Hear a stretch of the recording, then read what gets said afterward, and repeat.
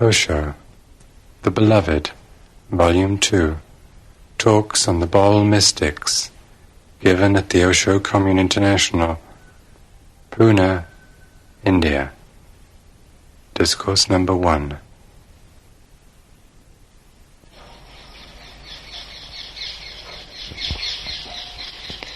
Bhagavan, the Bauls sing, "The milk of the lioness is seen at its best when stored in a golden cup. Worshipping prospers in a proper container. The lover who wholly loves can reach reality, comprehending the unattainable man. The secrets of death are revealed to him while he is fully alive. What does he care for the other shores of life?"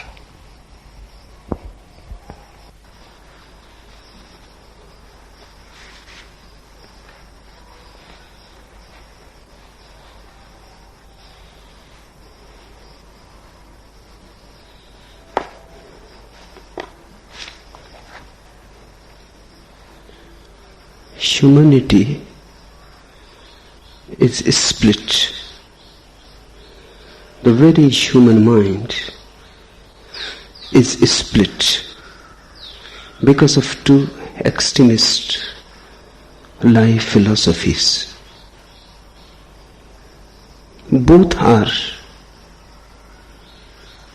exaggerations. Both are logical extremes. One is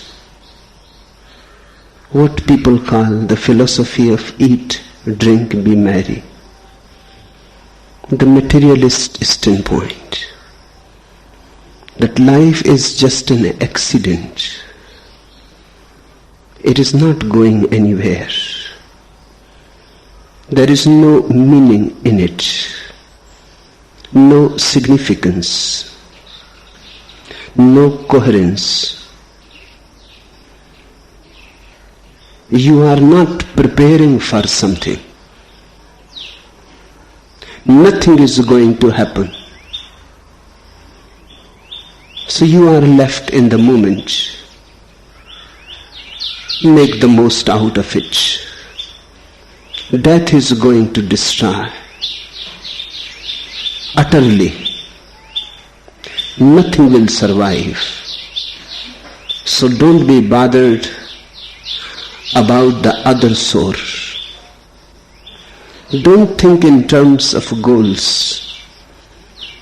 Don't think that God, truth, liberation, moksha, nirvana has to be achieved. These are all just illusions. They don't exist. Empty dreams of human mind. They are not substantial. So squeeze the moment whatsoever you can. But there is no undercurrent of meaning in life. Life is accidental. You are not created for any purpose. Many live that way and miss much because there is purpose. Because life is not an accident. Because there is a running thread into each moment of eternity. Because life is an unfoldment. Something is going to happen. The future is not barren. It is going to be creative. Preparation is needed so that you can unfold, so that your seed can become manifested, so that your essence is achieved, so you can know who you are and what this existence is. Life is not just a madman's thinking. It is very systematic. It is not chaos. It is a cosmos. There is ardor. Even behind this ardor, there is ardor. Only eyes are needed to penetrate to that depth.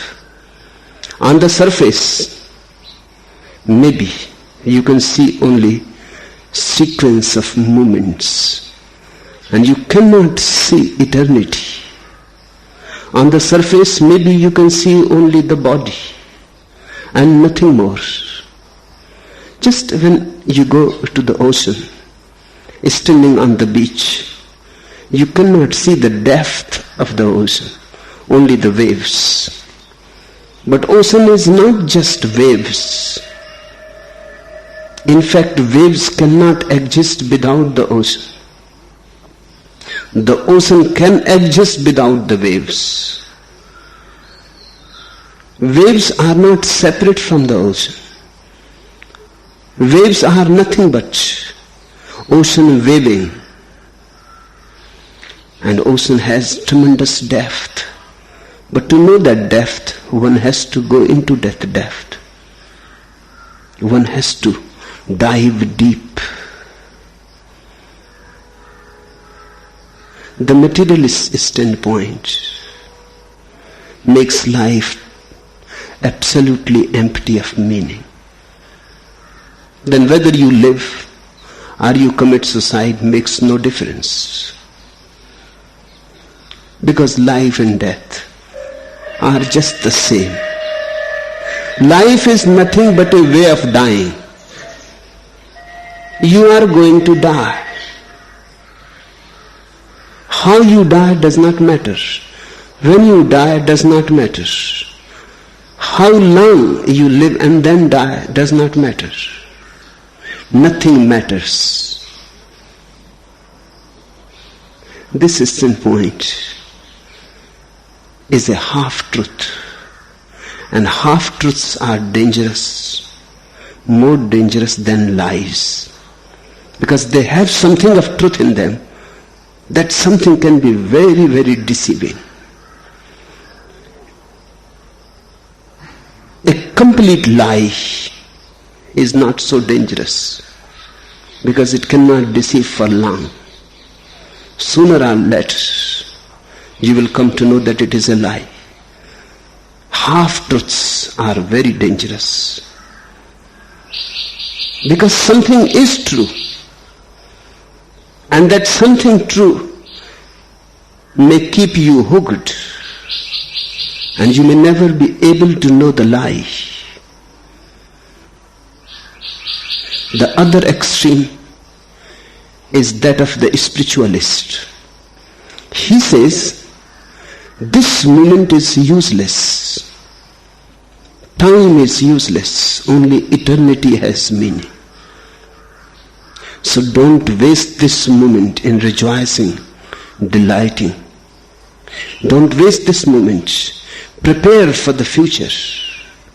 Sacrifice the present for the future.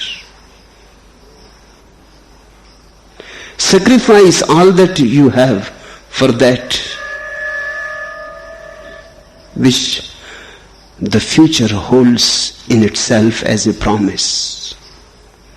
Make life a constant approach towards truth.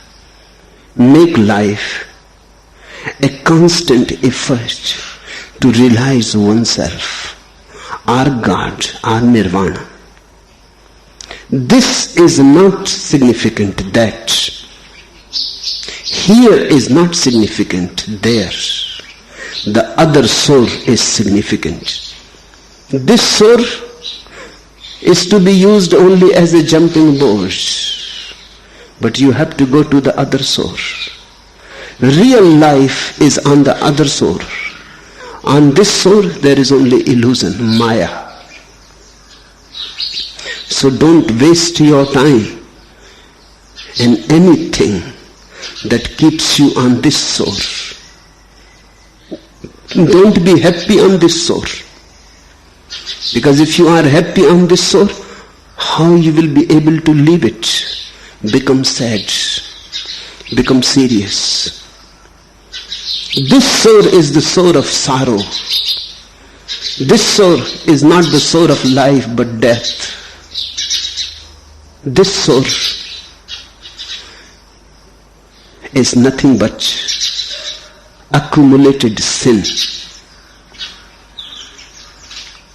So be sad that you are here. Be indifferent to whatsoever this source can give to you. Don't be attached to anything here. Don't fall in love with someone. Don't fall in love with the beauty of this source. Be alert and remember the other source. Keep your eyes on the other source. This too is another extreme. It also carries half of the truth. And as dangerous as the first extreme. This moment is also part of eternity. And this source belongs to the river as much as the other source. And the beauty on this source and the song and the poetry of this source is as much divine as the poetry and the song of the other source. This very moment is eternity available to you. So just sacrificing this moment for the future is foolish, because future will always come as this moment. The other source will always come as this source. And if you have learned a trick that spiritualists have learned and they have taught to whole humanity and corrupted the mind, how to destroy this moment, how to be negative on this source, then you will be negative anywhere. Wherever you are, you will be negative. Wherever you are, you will be destructive. Wherever you are, you will remain sad and sorrowful. This is not religion. The Baul attitude is a great synthesis between these two polarities.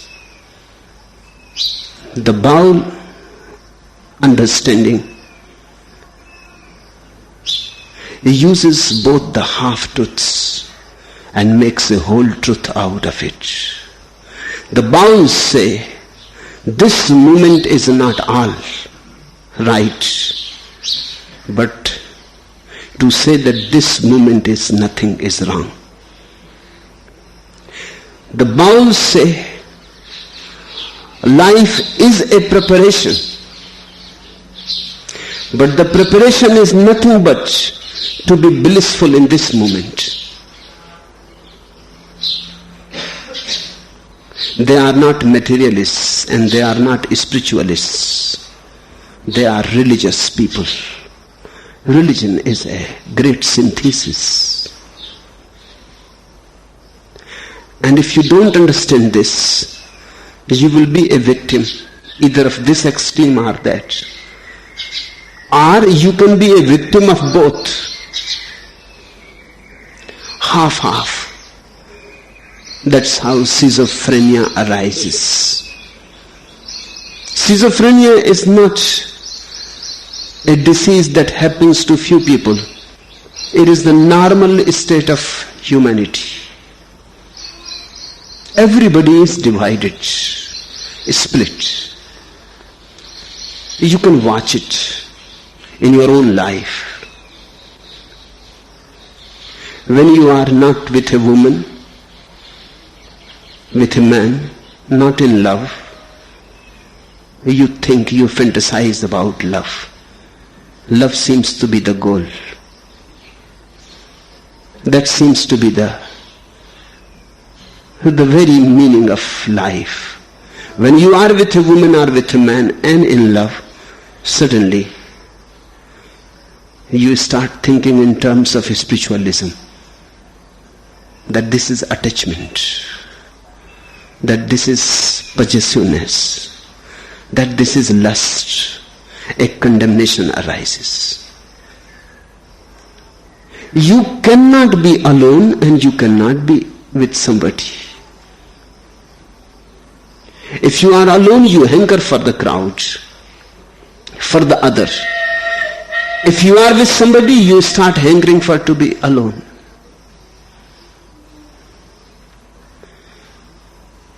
This is something to be understood, because everybody has to face this problem. You are born in a schizophrenic world. You have been given double standards. You have been taught materialism. You have been taught spiritualism together. The whole society goes on teaching contradictory things to you. I was staying with a vice chancellor, and he told me that he is very worried about the new generation. He has 2 young boys, and he is worried about them. He wants them to be humble. He wants them to be true, honest. He wants them to be religious, prayerful. I said, that's okay. What else you want them to be? He said, of course, I would like them to succeed in life. I insisted, what do you mean by success? He said, at least I have become a vice chancellor.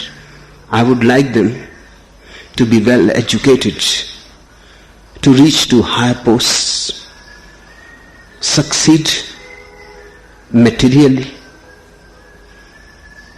as far as wealth is concerned. A good house, a good car, a good wife, respect in the society. And then he became a little uneasy. And he said, but why you are asking this? I said, I am asking this because both are contradictory. On the one hand, you want your son to be humble. On the other hand, you want him to be ambitious. Now both will make him just split.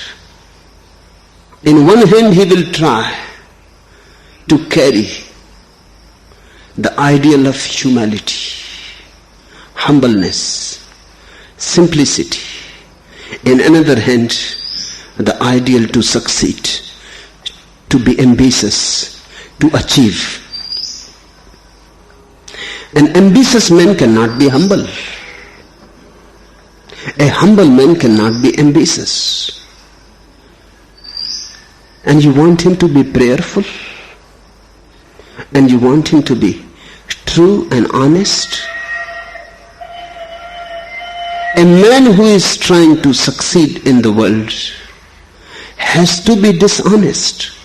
Of course, he has to be dishonest in such a way that nobody ever discovers it. He has to be very cunningly dishonest. He has to pretend honesty and remain dishonest. He has to pretend humbleness and remain egoistic.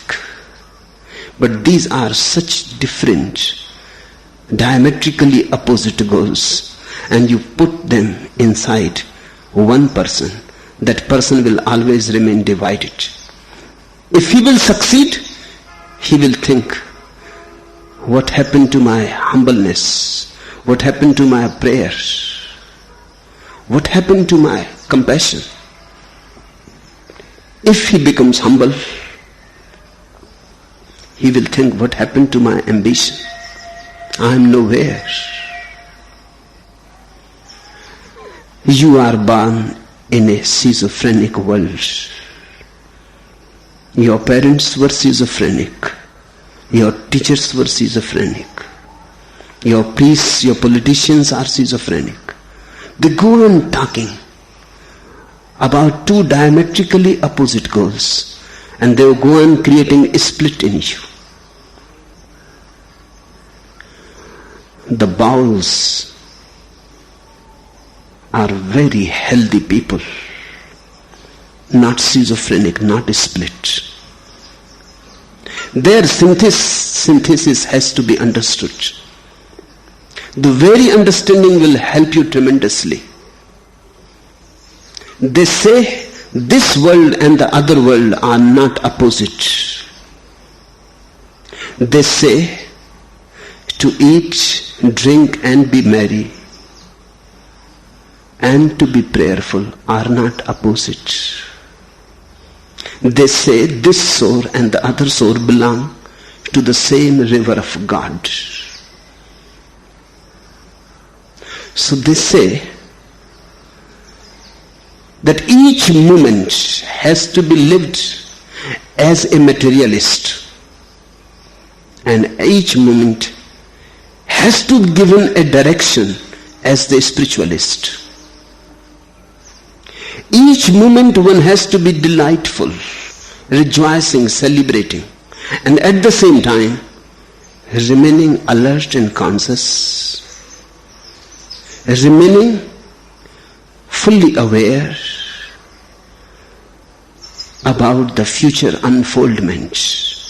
But that unfoldment is not against this moment's rejoicing. In fact, because you rejoice in this moment, the next moment your flower opens more. The more you are happy in this moment, the more you will become capable of being happy in the next moment. If today has been a heaven, tomorrow cannot be a hell, because it will be born out of today. If today has been tremendously beautiful, a day of song, a day of dance and laughter, then how tomorrow can be a day of sorrow? From where sadness can enter in? It is going to be your tomorrow, and whenever it will come as today, and you have learned the secret how to live today. The Bauls say, learn from the materialist the way to live. Learn from an Epicurean, a Charvak. Learn from him the way how to live this moment, and learn the direction from real spiritual people, a Buddha, a Mahavir, a Krishna.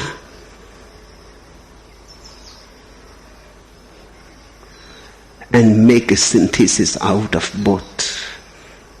Don't divide time and eternity. Don't divide matter and mind. Don't divide earth and the sky. Don't divide the roots and the flowers.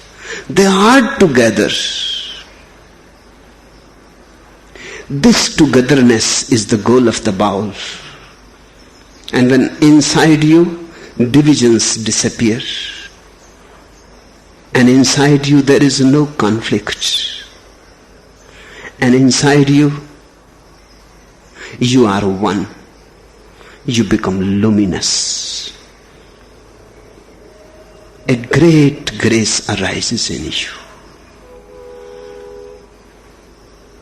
Then you will be as happy as Epicurus and as silent as Buddha. In the soul of a Baul, Buddha and Epicurus embrace each other. And this is my goal also. And this is my teaching also. If somehow you can become a Buddha without becoming an Epicurus simultaneously, you will miss much. You will become a stone Buddha. you will not be alive. Or if you can become Epicurus without becoming a Buddha, you will miss much. You may enjoy few fleeting moments of life, but that's not enough. Life has more to give, and you lived only on the waves, and you never reached the depth. I would like you to become capable to live on the waves and the sun shining and the storm raging and great winds blowing, and to go into the depth also, where all storm cease, where deep darkness exists without any penetration from the sun, where everything is silent and peaceful and tranquil, and there is no disturbance. But I would like you to become capable of both. If one makes you incapable of the other, then you are not a very rich human being. Then you are half human. Then half of your being is dead. Then you are paralyzed. Then you are not fully alive.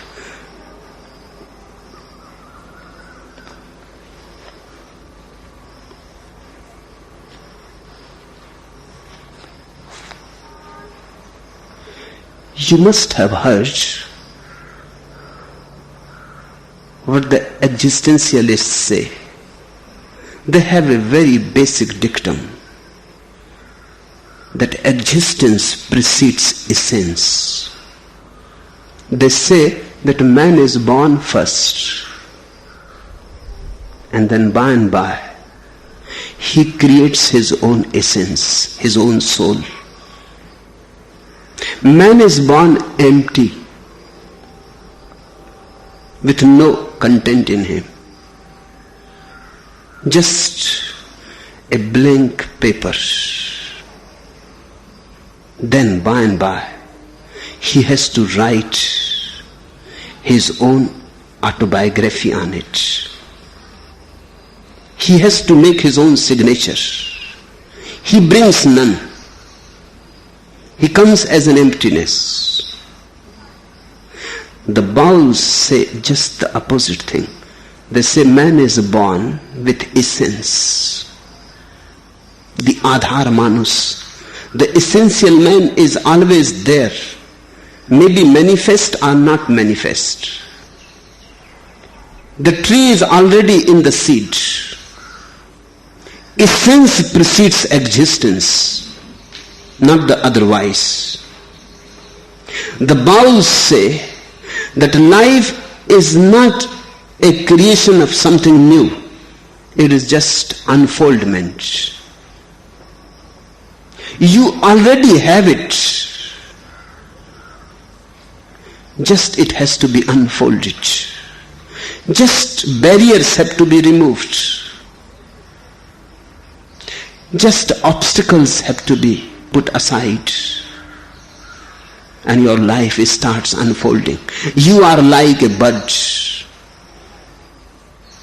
When obstacles are no more there, you start flowering.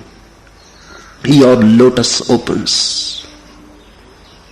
But that which you are going to become, you are already in a sense. Because if you are not already, the Bauls say, then you cannot become. You can become only that which you are. You can become only your being. There is no other way of becoming. There is nothing else you can become. A rose bush will grow roses. A lotus plant will grow lotuses. You are already carrying your destiny. Just obstacles have to be removed. This is what Bauls call preparation. To prepare oneself means to remove the obstacles on the path. If you remove hate, love starts flowing. You are not to create love. Nobody can create love. If you were to create love, then it was impossible. Just remove the hate and you will see love is streaming. Remove unconsciousness and you will see knowing arising in you. Remove the negative and the positive. It starts folding itself. Then the whole preparation is just negative. It is almost like a rock is blocking a small stream. You remove the rock and the stream starts moving. With the rock blocking its path, it may not have been ever possible for her to come and be manifested. We are carrying many rocks within our being. Call them blocks in your energy. But those blocks have to be dissolved and removed. The methods of the Bauls are very simple. They say if you can dance, many blocks will disappear from your being. Because when a person dances and really moves into dance and becomes movement, then he becomes liquid. Have you not seen it? If you have seen somebody lost in dancing, can't you see it? That he is no more solid. He is flowing. The solidity is gone. He has become liquid. This liquidity melts the blocks. So dancing is the yoga of the Baul. He dances for hours together. When the moon is in the night, the Bauls will dance the whole night. Because the moon for them is a symbol of their beloved Krishna. They call Krishna the moon.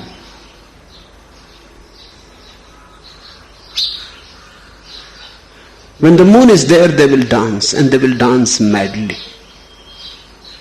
And this dance is not a performance. It is not for somebody else to see. If somebody sees it and watches, that's another thing. The Baul dances for himself.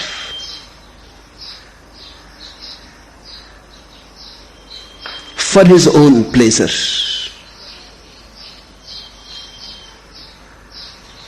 Somebody asked Tulsidas, a great poet, why you have written Ramayana? Why? Because he devoted his whole life. Said Tulsidas, Swanta Sukhai, Tulsi Raghunath Gatha, for my own pleasure. I have been singing the story of Rama. Swanta Sukhai, for my own pleasure, for my sheer pleasure, but for my own pleasure. It is not a performance. It is not for somebody else. The Bauls dance Swanta Sukhai for their own pleasure. Singing is another of their methods. They have chosen very aesthetic methods. Not hard, very soft methods. Feminine methods. Taoist methods. They sing. and they are lost completely in their singing. Singing is chanting for them. Singing is prayer for them. And they sing about their beloved. And they sing about their Lord, about their God. If you are lost in your singing, you are lost in Nada Brahma. You are lost in the soundless sound. And their singing and dancing is not a ritualized thing. There is no ritual. Each Baul is individual. You will not find two Bauls singing the same song or singing in the same way. And you will not find two Bauls dancing the same dance or dancing the same way. They don't follow any ritual. This has to be understood because this is very, very fundamental for them. And this I would like you to remember. If anything becomes a ritual, then drop it. It is useless now. Because ritual means repetition. Mohammedans do their namaz in a certain way every day. It becomes a ritual. Christians do their prayers, the same prayer, again and again. They become so habitual with it that no consciousness is required. They can do it and they can think many thoughts in the background. It has become robot-like. They can repeat the words. They know the words. They have repeated so many times.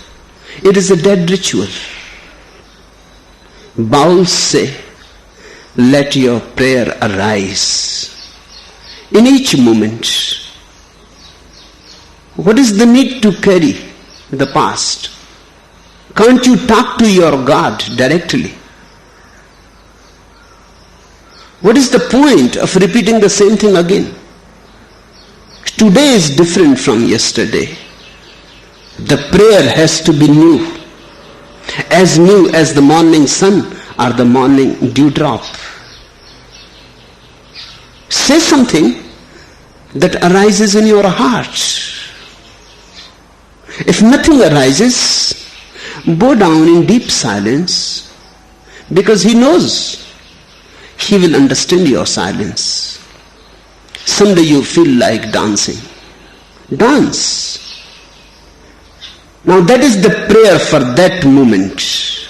Someday you want to sing, but don't repeat anybody else's song, because that is not your heart, and that is not the way you can pour your heart into the divine feet. Let your own song arise. Forget about meter and grammar. God is not too much of a grammarian. And he is not worried what words you use.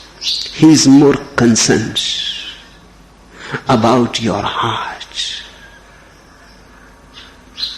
He is more concerned about your intention. He will understand. So Bauls make their own songs.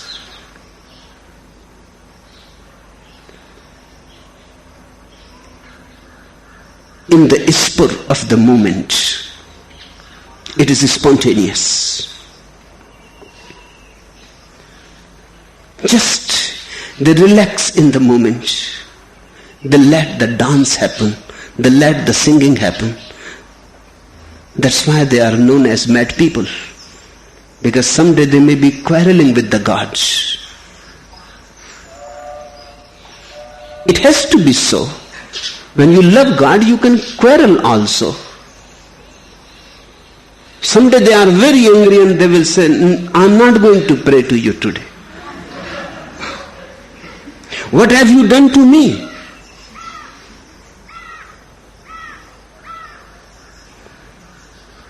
I am very angry, but this is beautiful. This is prayer.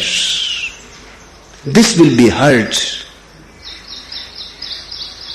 This will reach to the very core of existence.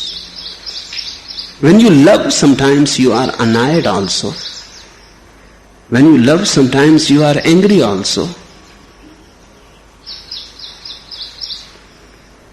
Sometimes you dance also.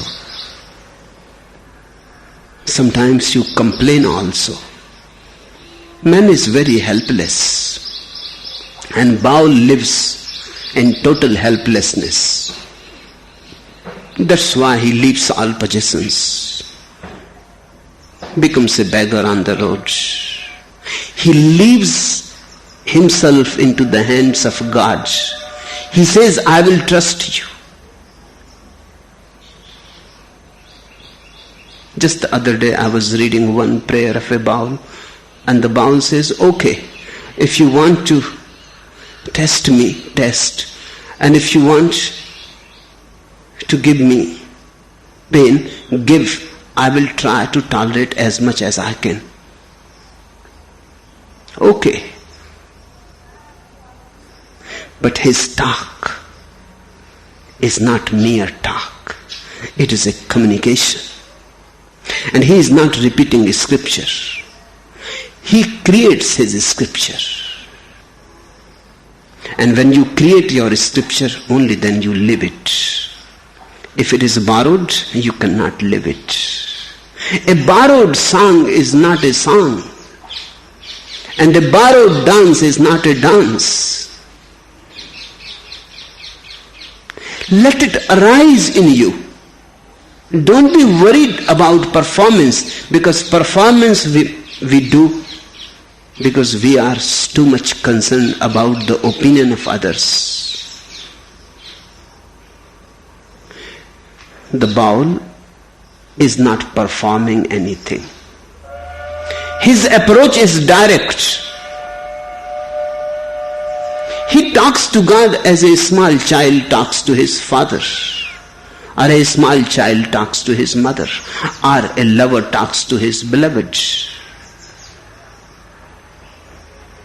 It is alive. The song for today. The milk of the lioness is seen at its best when stored in a golden cup. Worshipping prospers in a proper container. So Baul said, prepare yourself. But when they say prepare yourself, they don't mean that be against the world. Their preparation is life affirmative. When they say prepare, they don't mean as other spiritualists mean. The other spiritualists say prepare, then they are saying drop enjoying, drop delighting in life, move against life. Start destroying all attachments, all love, all celebration. These spiritualists seem to be,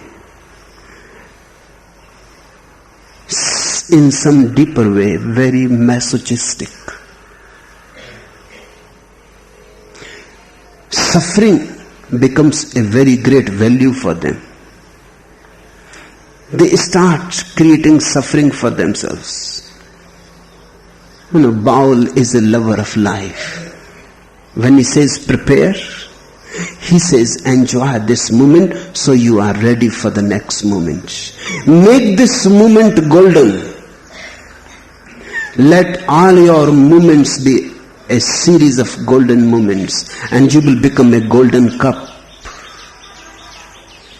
The milk of the lioness is seen at its best when stored in a golden cup. Become a golden cup before you invite God to pour Himself in you. Enjoy, delight, rejoice, so that you can become capable of a higher rejoicings. Celebrate this soar so that you can learn the ways of celebration and you can be called on the other source. Only those who are ready will be called. If you are sad, gloomy, masochistic, torturing yourself, you are putting the other soul farther away. Because that soul belongs to those who can celebrate. That soul comes closer the more you celebrate. In fact, if your celebration comes to a peak, this soul turns to be that source. When you are really at the peak of your celebration, when your dance is at the ultimate climax, immediately this soul is no more this source. You are on the other source. You are no more in the world, you are in God.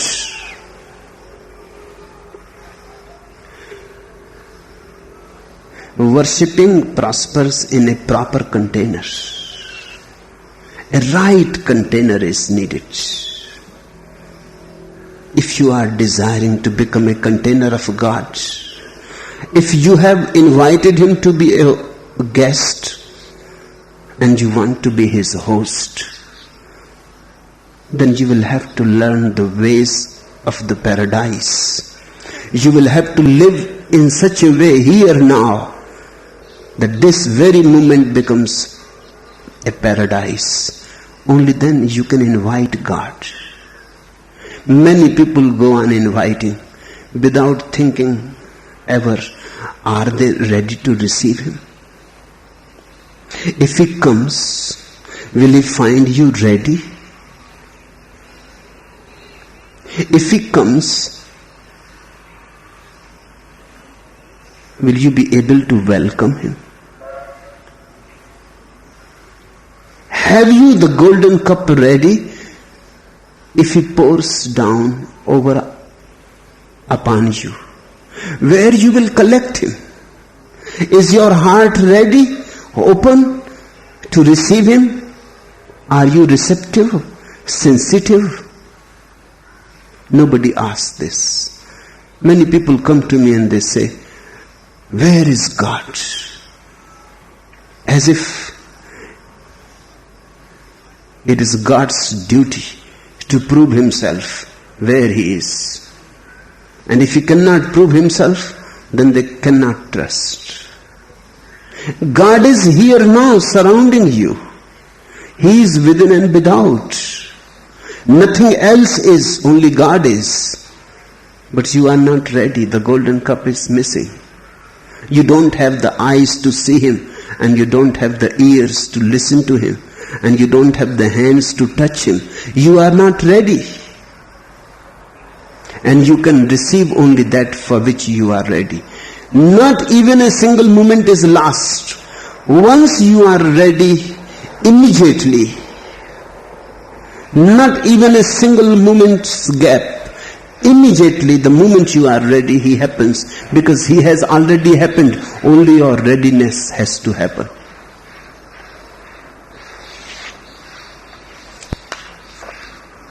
Even if sometimes we try to be ready, our efforts are very half-hearted.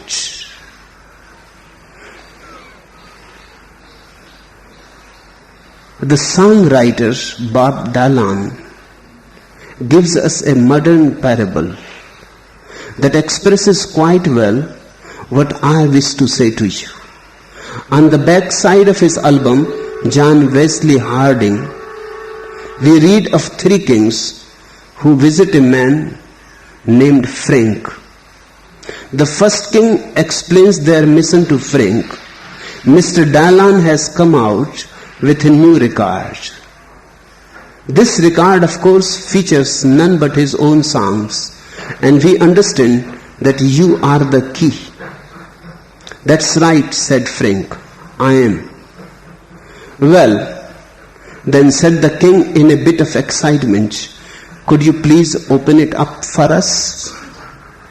Frank, who all this time had been reclining with his eyes closed, suddenly opened them both as wide as a tiger. And just how far would you like to go in? He asked. The chief of the kings replies, not too far, but just enough, so we can say that we have been there. Even when people are seeking God, they want only to go this far, so that they can say to the world that we have seen Him. But they don't want to go far enough. Because if you go far enough in God, you never come back.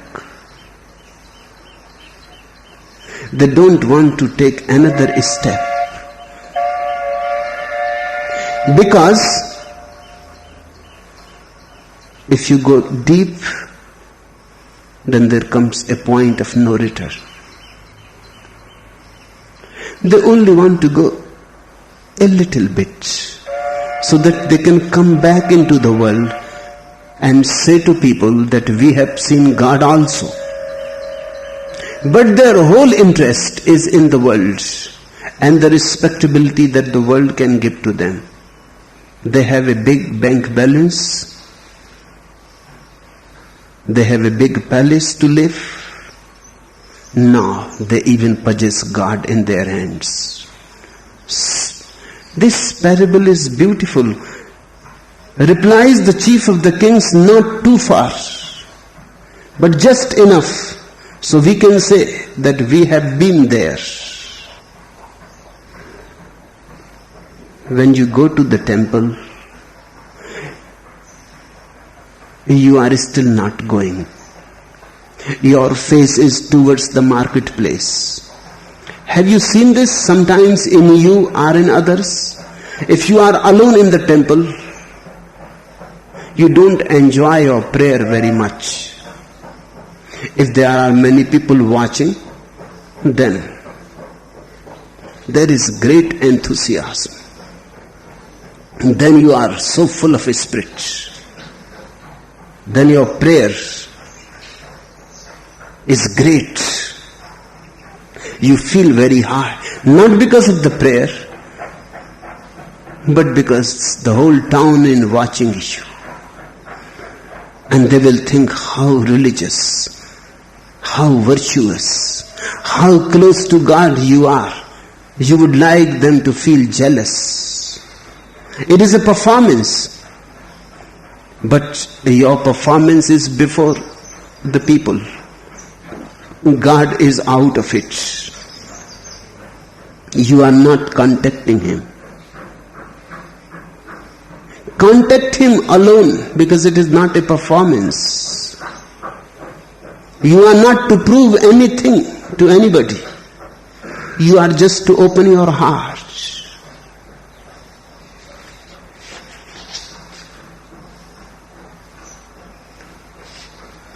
The Bauls say, as you wander sitting alone, the time approaches for death, heedless of all. O my insane heart, you have travelled 8 million times the painful ways of life to death, to find the measured land, the body of the man. Why did you let such human earth turn to wasteland? Cultivated, it could have yielded a harvest of gold. Take up, my heart, the spade of devotion, wrench out the weeds of sin, the seed of faith will grow. Just destroy obstacles. Take up, my heart, the spade of devotion, wrench out the weeds of sin, the seed of faith will grow. You are carrying the seed within you. It is already tethered in your deepest core of being, waiting and waiting and waiting for obstacles to be removed so that it can unfold. God is your intrinsic quality. God is your destiny. You are the seed, and God is going to be the flower out of this seed.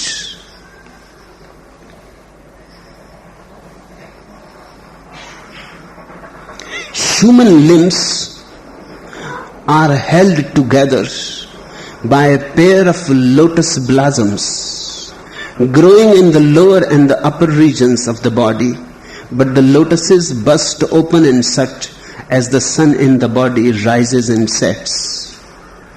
As your awareness rises and sets, your innermost lotuses open and close. Just as in the morning the sun rises in the sky on the horizon in the east and the lotuses bloom. When night comes and the sun sets in the west, the lotuses close again. The Bauls say human limbs are held together by a pair of lotus blossoms, what the yogis call chakras, the vortexes of energy, the wheels of energy, the 7 chakras. Bauls call them the 7 lotuses. Growing in the lower and the upper regions of the body, but the lotuses burst open and shut as the sun in the body rises and sets. On which of these blooms is the full moon born, and on which the darkest night of the month? The lowest lotus is the sex lotus. If you remain there, you will remain in a dark night. The last lotus, the 7th Sahasrar, is the lotus where moon becomes full. Move from sex to love. Love is the quality or the function of the man who has come to Sahasrar. Sex is the quality and the function of the man who lives at the lowest lotus.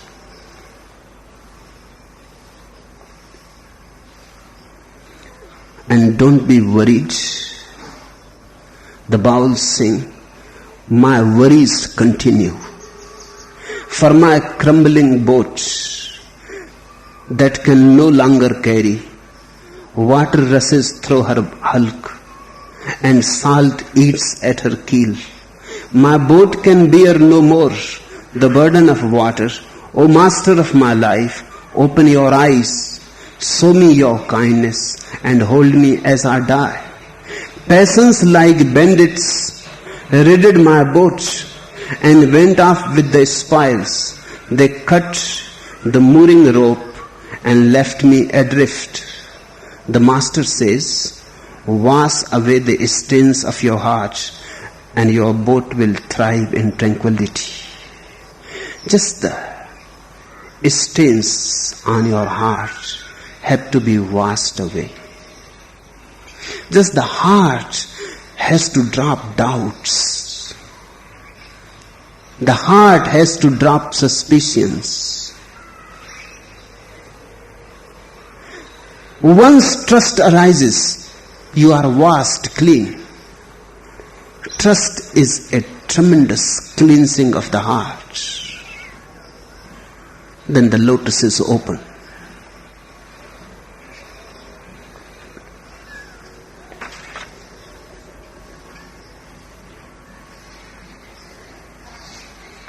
Sown on a slab of stone, the seed of faith dries day by day, never sprouting.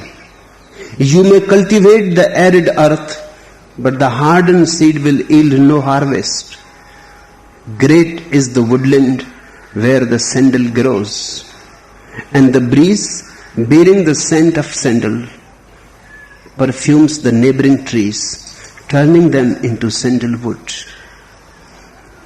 If on a very hard heart you want to sow the seed of God, it will not grow.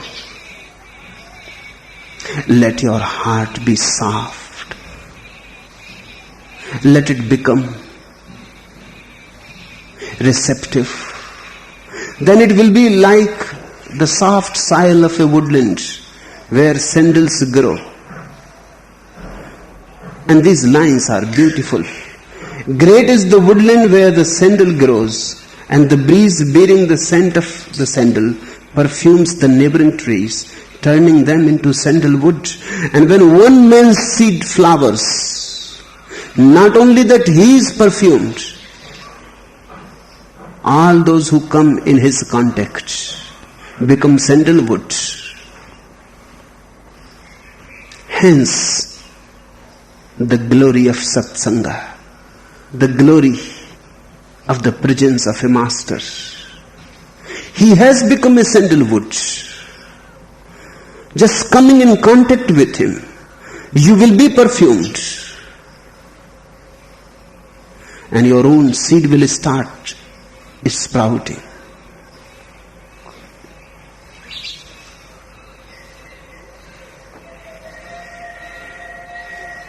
Gathering planks and pieces of metal, you build a boat to float on the sea. But the elements are aligned to water. The boat sails and the boat sinks, but the tie of love is never torn. If the vehicle is not right, if the preparedness is not right, then whole effort will be lost. You can make a heavy boat, but then it will sink. It will not float in the sea.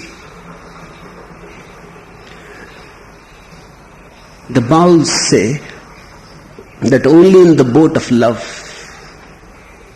in soft feminine passivity, in the boat of songs and dances, one reaches to the other shore.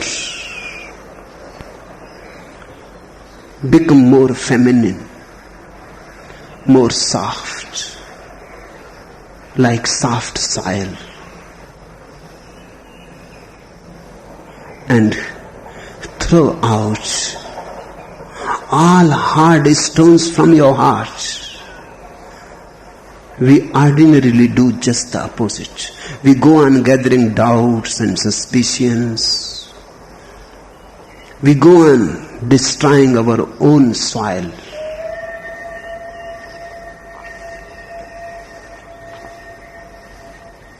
Worshipping prospers in a proper container. The lover who wholly loves can reach reality, comprehending the unattainable man. The lover who wholly loves can reach reality, comprehending the unattainable man. Love is the path of the Baul. Love and nothing else. Wholly in love. Totally in love. Total trust.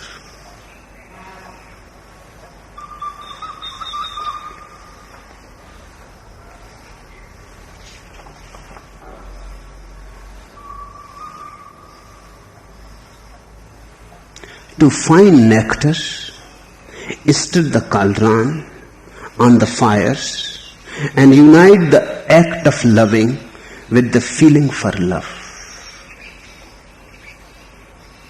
Ordinarily, people love, but they don't have a feeling for love. They exploit love. They even act like a lover, but their love is in the service of gratification. They don't have a feeling for love. They don't love love. They don't have respect, reverence for love. Love remains a lust. It never becomes worship, prayer. To find nectar, stir the cauldron on the fire and unite the act of loving with the feeling for love. Distill the sweetness of the heart and reach the treasures, devoting yourself to those wholly devoted. If you can find a person who is wholly devoted to God, then devote yourself to that person. Because love cannot be taught, it can only be got. Nobody can teach you the ways of love. You will have to live in close vicinity of a lover. Nobody can teach you how to pray. You will have to live in close vicinity of one who is in prayer. Watching him, feeling him, moving around him, tasting the flavor of his being will teach you what prayer is. Then prayer will not become a ritual. Then prayer will be a flowering within you, a spontaneous arising of a new vision. Distill the sweetness of the heart and reach the treasures, devoting yourself to those wholly devoted. That is the relationship between a master and a disciple. Bauls move in search of a master. Whenever they find somebody whose song, whose dancing is prayerful, and there is no intellectual criterion to know it, you have just to be with someone. How do you know that a person is in love? What is the criterion? Just be with him and see. See how he behaves. See how he responds. See his tears and his songs. Watch his moods in different moments. By and by, you will be able to feel what worship, what love, what prayer is. Yes, it cannot be taught, but it can be got.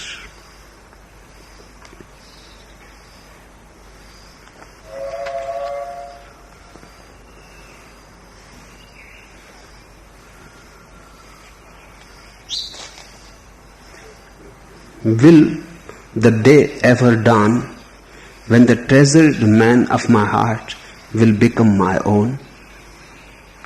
Though not cast in my shape, in any shape, the man is evidenced in the ways of love. There is no proof for God, but there is enough proof of those people who have loved him. There is no proof that God exists, but there is enough proof that Mira existed, that Chaitanya existed. There is enough proof because we have seen a transfiguration happening in Mira. We have seen the transmutation happening in Chaitanya. We have seen they were ordinary metal suddenly becoming gold. We don't know God exists. There is no proof. But is it not enough proof? The Bauls say the man is evidenced in the ways of love. That is the only evidence. Vivekananda went to Ramakrishna and he wanted a proof for God. And Ramakrishna started laughing in his mad way. And suddenly, he touched Vivekananda's heart with his feet. Vivekananda fell in a swoon in a trance. The friends that has come with Vivekananda were all worried what has happened. And Vivekananda was not the sort to fall in an easily in a trance. He was intellectual, atheistic, skeptical, well trained in logic and philosophy. What has happened? What this man has done? And when Vivekananda came back, he was totally a different man. Then Vivekananda tried in thousands of ways to escape from this man Ramakrishna.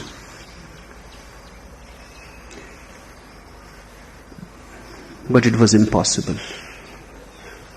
It was as if a great magnet was pulling him. He will escape for a few days and will come back. Almost against his will. One day he will again find himself sitting before Ramakrishna. And he will tell Ramakrishna, leave me alone. Why you are haunting me? Ramakrishna said, what can I do? You asked. Is there any God? Is there any proof? I don't know any proof. All that I know, that He is in me. So I allowed Him to touch you. What else can I do? Now it is for you to decide whether God is or not. There is no proof, but there are enough proof. No direct proof, but many indirect evidences. Will the day ever dawn when the treasured man of my heart will become my own? Though not cast in any shape, the man is evidenced in the ways of love. Those who are absorbed by the flavors of feelings and are wholly living with the knowledge of death have won their foes, pride and envy, lust and anger, ignorance and greed. If your life, flowing with life, longs for the man will come with kindly steps. Look at the worlds of gods, demons and man, all held in your body. He is already there. God has already penetrated you. The news may not have reached yet. The gospel you may not have heard yet. The English word gospel is very beautiful. In the old English it was God spell. Then it became gospel. God spell is even better. He has already penetrated you. He is already there, but the news has not reached you. Your head is too far away from your heart. Bring your head a little closer. The man is evidenced in the ways of love. And the worlds of God, demon and man, all are held in your body. He is already there, holding all together.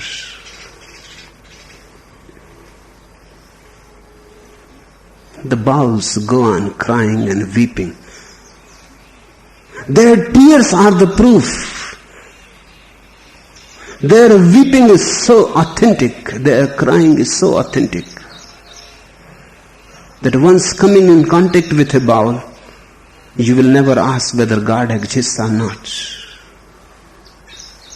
I shall not open my eyes again if I don't see him at first sight. Can you then tell me through the sense of smelling and through my listening ears that he has come? That he has come to the sky in the east? That your friend has come to the sky of the east? I shall not open my eyes if I don't see him at first sight. They go on singing, praying. Their song is so true. Their prayer is so penetrating. How it is possible without God? Yes, God is evidenced in the ways of love.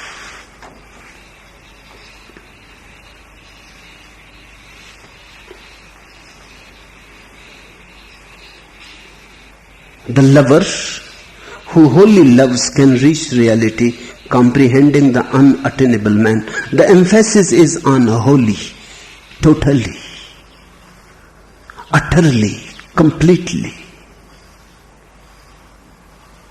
Immediately, when you are total, you are ready.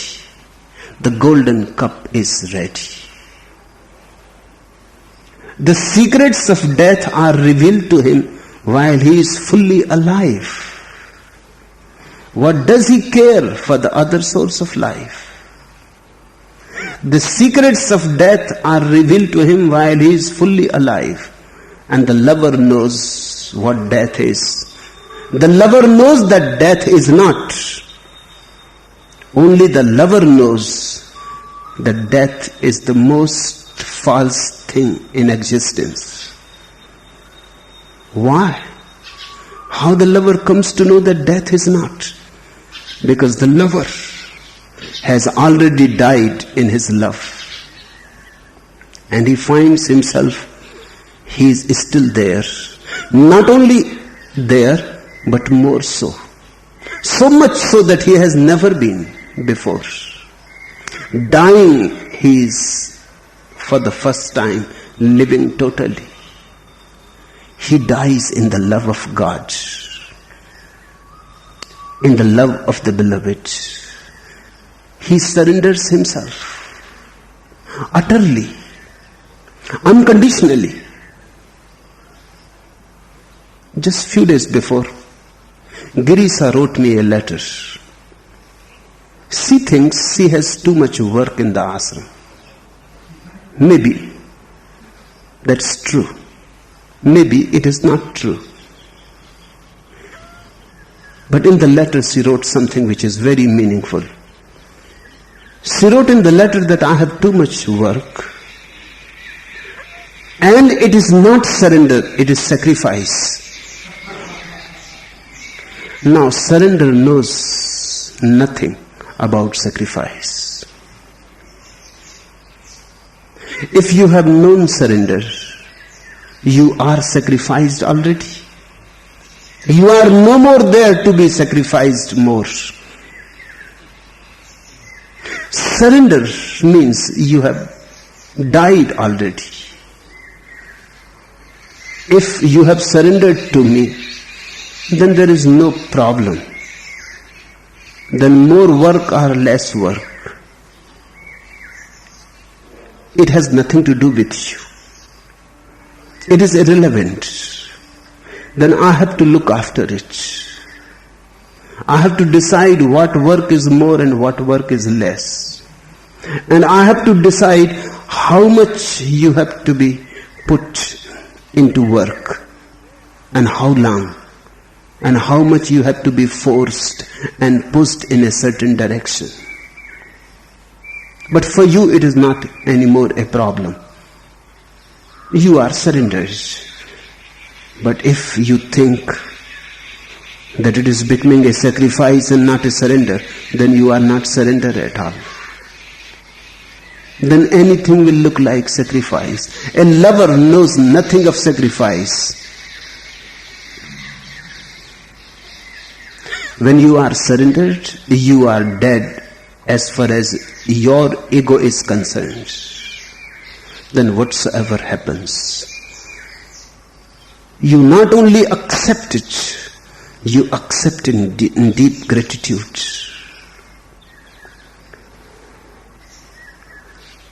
The lover knows the secrets of death because he has moved into death already through his love. There are only two deaths. One that happens at the end of your life, and the other that can happen between death and birth, the death of love. Love death. One who dies in love never dies again. Then all deaths finished for him. He is already resurrected. He has come to know that only the ego dies. If you drop the ego, then you are deathless. The secrets of death are revealed to him while he is fully alive. What does he care for the other source of life? In that tremendous moment of surrender, this soul turns to be the other source. This world becomes the other world. What he cares for the other source?